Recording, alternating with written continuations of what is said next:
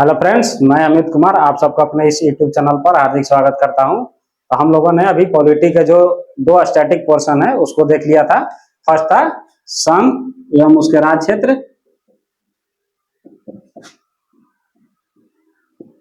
इसके अलावा हम लोगों ने दूसरा चैप्टर देखा था नागरिकता। जो बच्चे इन चैप्टर्स को नहीं देखे हैं, यदि फंडामेंटल राइट्स जो अभी हम पढ़ाने वाले हैं यदि आपको अच्छे से समझना है तो आपको कम से कम नागरिकता संबंधित जितने भी प्रावधान मैंने बताया था, जो आर्टिकल 5 से लेकर 11 के बीच में दिया गया है हमारे संविधान में, और ये नागरिकता संबंधित प्रावधान जो है क्यों डाला जाता है किसी भी संविधान में या किसी भी देश के लिए ये क्यों जरूरी है, ये मैंने पिछले लेक्चर में बता दिया था। यदि कोई नहीं बच्चा देखा है तो इसको जरूर देख लें। इसके बाद यदि आप फंडामेंटल राइट्स देखेंगे, इसमें दो टर्म्स आते हैं। जो व्यक्ति ये नागरिकता संबंधी प्रावधान समझ पाता है वही समझ पाएगा, क्योंकि जितने भी फंडामेंटल राइट्स हैं ये दो टाइप के लोगों के बीच में डिवाइड किया गया है। पहला नागरिक के बीच में या नागरिकों के बीच में, और एक होता है व्यक्ति या व्यक्तियों के बीच में। तो जो व्यक्ति नागरिकता संबंधी प्रावधान समझा होगा वही नागरिकों के संबंधी जितने भी फंडामेंटल राइट्स मिलने वाले हैं वो उसको समझ पाएगा, अन्यथा वो नहीं समझ पाएंगे। व्यक्ति या एलियन जिसको हम लोग बोलते हैं इंग्लिश में, इसके अलावा विदेशी भी बोल सकते हैं, या कोई निगम, सरकारी निगम जैसे होते हैं, कॉरपोरेशन, इन सब चीजों को हम लोग लीगल बॉडीज के अंतर्गत काम करते हैं। यदि आप इतना समझ पाएंगे तो इसके बाद में जितने भी फंडामेंटल राइट्स के कंसेप्ट हैं उसको आप समझ पाएंगे। इसमें देखें तो फंडामेंटल राइट्स हमारे संविधान में पहली बार डाला ही क्यों गया था, इसका प्रश्न हमारे दिमाग में उठनी चाहिए कि आखिर मूल अधिकार हमारे लिए क्यों इतना जरूरी है। इस संविधान निर्माताओं ने इसको एक विशेष और विस्तृत तौर से विवरण करके फंडामेंटल राइट्स को हमारे संविधान में डाला था। आजादी से पहले के लोगों का बात करें तो उनको मौलिक अधिकार जो है काफी सप्रेस किए गए थे अंग्रेजों के द्वारा। उन्होंने हमारे फंडामेंटल राइट्स की धज्जियां उड़ा रखी थी। तो उसी को देखते हुए जैसे ही हमारा देश आजाद हुआ, उसमें जितने भी वल्नरेबल ग्रुप थे, जिसको हम लोग हिंदी में संवेदनशील ग्रुप बोलते हैं, ज्यादातर इन्हीं लोगों के फंडामेंटल राइट्स को काउंट किया गया था कॉन्स्टिट्यूशन में, ताकि जो अल्पसंख्यक वर्ग है, जो माइनॉरिटी है, उसके अलावा जो छोटी जातियां उपजातियां हैं या पंथ हैं, उनके मौलिक अधिकारों को कोई आगे चल के हनन न कर पाए। उसी को देखते हुए संविधान निर्माताओं ने इसको डाला था। इसको देखें तो उनके द्वारा कौन कौन से चीजों को डाला गया था जिसमें हम लोग फंडामेंटल राइट्स को कैटेगराइज कर सकते हैं। तो संविधान के पार्ट्स देखें, अब टोटल हमारे अभी वर्तमान में 25 पार्ट्स हैं, उसमें इसको पार्ट 3 में डाला गया है, भाग 3 में इसको डाला गया है। और इसको देखें तो संविधान में अनुच्छेद जो है 12 से लेकर 35 के बीच में, 12 से 35 के बीच में मेंशन किया गया है, जिसमें राज्य की परिभाषा के साथ राज्य के कौन कौन से उत्तरदायित्व है मौलिक अधिकारों के प्रति, उन सबका वर्णन किया गया है। तो चलिए हम लोग पहले समझ लेते हैं कि मौलिक अधिकार होते क्या हैं और हमारे संविधान में ये किस तरह से अपना एक विशेष स्थान रखते हैं। इसको देखें तो संविधान निर्माताओं ने इसको एक लंबी और विस्तृत सूची के तौर पर डिफाइन किया था। इसको न्यायोचित मूल अधिकारों के उल्लेख के श्रेणी में डाला था। विश्व में देखें तो सबसे बड़ी और विस्तृत जो मौलिक अधिकारों की संरचना है हमारे संविधान में देखने मिलती है। ये हमारे संविधान में यूएसए के संविधान से लिया गया था, अमेरिका के संविधान से लिया गया था, जहां पर पहली बार किसी भी प्रकार के मौलिक अधिकारों की बात करी गई थी। तो उसी यूएसए के संविधान के देखें तो जितना फंडामेंटल राइट्स जो है जिसकी दुहाई हमेशा अमेरिका देते रहता है, और अभी आप लोग अगर करंट से अपडेटेड होंगे तो ओस्लो में प्रधानमंत्री मोदी की भी इसी को लेकर किरकिरी हुई थी कि फंडामेंटल राइट्स जो हमारे देश में है, जो वहाँ के एक जर्नलिस्ट है उसके द्वारा इस पर क्वेश्चन पूछे गए थे, जिसका हालांकि तय नहीं था क्वेश्चन पूछना, प्रेस ब्रीफिंग में फिर भी पूछा गया था, लेकिन उसके द्वारा फंडामेंटल राइट्स का ही जिक्र किया गया था कि आपके यहाँ जो है फंडामेंटल राइट्स का वायलेशन हो रहा है। तो ये कितना इंपॉर्टेंट होता है आप इससे समझ सकते हैं कि आपके मोस्ट जो पावरफुल व्यक्ति है अपने देश का, उस पर भी इसको लेकर प्रेशर होता है कि किसी भी प्रकार का फंडामेंटल राइट्स की या फिर कमी ना हो, सप्रेशन ना देखने मिले, खासकर आपके माइनॉरिटीज में, अल्पसंख्यकों में।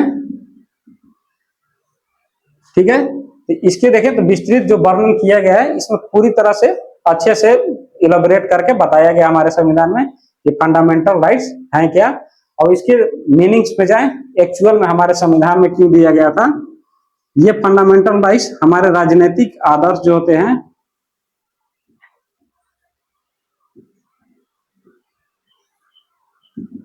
उनको प्राप्त करने में ये सबसे महत्वपूर्ण चीज शामिल होता है।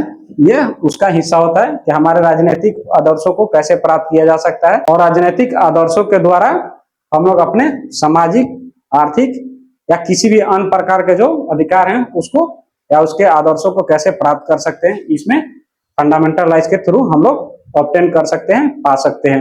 फंडामेंटल राइट्स नागरिकों को आजादी की जो है गारंटी प्रदान करता है, और ये किससे आजादी की गारंटी प्राप्त करता है?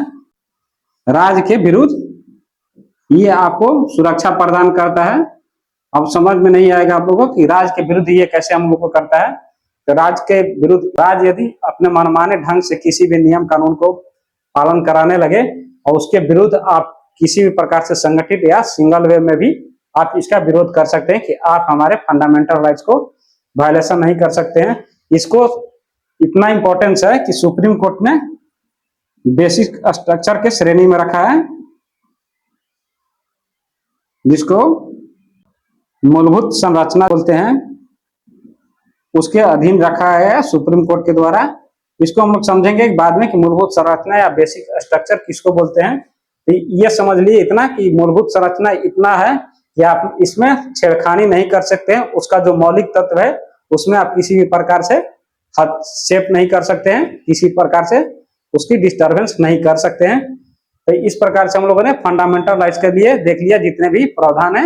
ये मूल अधिकार, इसका नाम अगर पूछे कोई क्यों रखा गया है, इसके नाम रखने के पीछे का क्या उद्देश्य है, तो यही है कि संविधान द्वारा जो है हमारे राज्य के विरुद्ध जो भी गारंटी देता है और उसका हमारे अधिकारों की सुरक्षा प्रदान करता है, इसी के लेकर ये राष्ट्र के एक मूल तत्व हो जाता है, और इसी के मूल तत्व होने के कारण इसका नाम मौलिक अधिकार रखा गया है।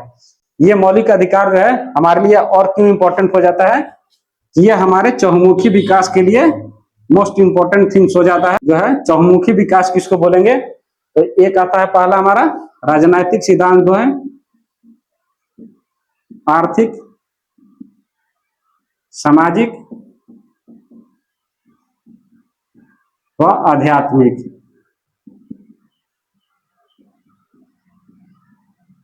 इन चारों चीजों को आपको मौलिक अधिकारों के तहत संरक्षित किया जाता है। ठीक है, इसीलिए इसको भी हम लोग क्या बोलते हैं कि हमारे चहुमुखी विकास के लिए जरूरी है, हमारे चहुमुखी विकास के लिए मौलिक अधिकार जरूरी है। तो चलिए हम लोग देखते हैं कि जैसा संविधान में भाग 3 में इसको मेंशन किया गया है और आर्टिकल 12 से लेकर 35 के बीच में मेंशन किया गया है। तो हम लोग एक एक आर्टिकल्स के बारे में समझेंगे।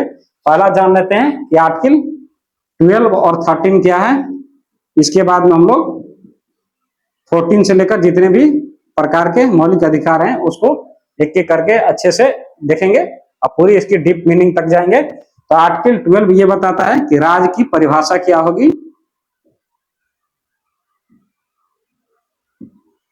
राज्य की परिभाषा का मीनिंग ये है कि जिसकी सुरक्षा की गारंटी हमारे मौलिक अधिकारों को प्राप्त होता है, तो राज्य के मनमाने किसी भी नियम के विरुद्ध जो प्राप्त है उसी राज्य के बारे में डिफाइन किया गया है आर्टिकल 12 में। और इसमें पूछ सकता है कोई बच्चा कि सर राज्य किसको बोलते हैं, तो ये बेसिक मीनिंग आप उसको नहीं ले सकते हैं कि राज्य मतलब स्टेट। ये केवल इससे नहीं है, ये भी है लेकिन इससे नहीं है। स्टेट तो होगा ही, हमारे स्टेट के अधीन आने वाले जो है लेजिस्लेटिव, विधायिका, एजुकेटिव, कार्यपालिका, ये जो तत्व हैं जो हमारे राज्य विधानसभा के अंग है। विधानसभा, विधान परिषद यदि किसी राज्य में है तो इनके द्वारा या इसके अंतर्गत जो भी चीजें आती हैं ये राज्य के अधीन आएगी। इसके अलावा देखें तो लीगल एक बॉडी भी होती है, और इसके अलावा तो हमारे संसद की जितने भी अंग हैं, लोकसभा एंड राज्यसभा, ये सभी किसके अधीन आते हैं, राज्य की परिभाषा के अधीन आते हैं। यानी आपके नियमों और मौलिक अधिकारों का वायलेशन यदि होता है तो आप इस राज्य के विरुद्ध में आप सुप्रीम कोर्ट भी जा सकते हैं, हाई कोर्ट भी जा सकते हैं। इसके अलावा अगर बात करें तो कौन कौन सा बॉडी है, जैसे बीसीसीआई है, ठीक है, ये एक लीगल बॉडी है और राज्य के परिभाषा के अधीन भी आता है। एलआईसी हो गया या कोई भी पीएसयू है जिसमें कोई व्यक्ति काम करता है राज्य के अधीन, उसको भी रखा जाता है। या राज्य के अधीन जितने भी काम करने वाले अंग हैं देश के अधीन, वो सारे राज्य की परिभाषा में आएंगे। सरकारी, मिशनरी और सेमी और गवर्नमेंट की जो होती है उसमें भी हम राज्य की परिभाषा देखते हैं, जिसमें देखिए आप लोग देख सकते हैं कि अथॉरिटी जो होती है या प्राधिकरण, ये भी इसी के अधीन आती है। अधिकरण भी, ट्रिब्यूनल भी इसी के अधीन आता है, ठीक है। तो ये जो चीजें हैं ये राज्य के परिभाषा के अधीन आता है। यदि आपके किसी भी फंडामेंटल राइट्स का, जो हम लोग आगे पढ़ने वाले हैं, वायलेशन होता है तो आप सीधा सुप्रीम कोर्ट या हाई कोर्ट में जा सकते हैं कि हमारे मौलिक अधिकारों का हनन हो रहा है। ये आर्टिकल 12 में राज्य की परिभाषा बताया गया है। यदि आप लोग इतना समझेंगे तो इतना आप लोग को यूट्यूब पर कोई बताने वाला नहीं होगा कि राज्य किसको बोलते हैं और राज्य का परिभाषा किस प्रकार से है। ये आपको जनरल ऑफलाइन क्लासेस में बताए जाते हैं। अनुच्छेद 13 ये इसके बारे में डिफाइन करता है कि यदि कोई ऐसा नियम कानून बनाया जाता है गवर्नमेंट के द्वारा जो इस पार्ट में भाग 3 में जो भी मौलिक अधिकार दिए गए हैं यदि उससे असंगत है, मतलब मेल नहीं खाता है, तो आपको इससे क्या किया जाएगा, उस नियम विधि को शून्य करार दिया जाता है, जिसको हम लोग आगे डिटेल में अच्छे से पढ़ेंगे। उस नियम कानून को शून्य करार दिया जाएगा जो भाग 3 के फंडामेंटल राइट से मैच नहीं करता है या इससे असंगत कोई भी नियम कानून बनाया जाता है। तो अब नेक्स्ट है हमारा आर्टिकल नंबर 14, ठीक है। आर्टिकल 14 क्या बनाता है, विधि के समक्ष समता या विधियों का समान संरक्षण, विधियों का समान संरक्षण। यदि आप लोगों ने यहां तक वीडियो देख लिया है, इसको ध्यान से देखेंगे क्योंकि यहाँ पर जो टर्म्स हैं आप समझने के लिए बाद होंगे, आपको कंसंट्रेशन की जरूरत होगी। इसको क्या आर्टिकल 14 में बताया गया है, बस आपको इतना नहीं समझना है कि ये विधि के समक्ष समता और विधियों का समान संरक्षण याद कर लेना आर्टिकल 14, उसके बाद में हमारा काम हो गया। एग्जाम में पूछेगा तो हम बता के निकल जाएंगे। जो 1 डे एग्जाम होते हैं जिसमें एक दिन के एग्जाम में आप पास कर जाते हैं उनके लिए तो खैर ठीक है, लेकिन जो बीपीएससी, यूपीपीएससी और यूपीएससी के स्टूडेंट हैं उनके लिए तो ये कतई बर्दाश्त से बाहर की चीज होगी कि आप केवल इतना सा पढ़ लिए या रट लिए, किसी भी प्रकार से आपके लिए हो जाएगा।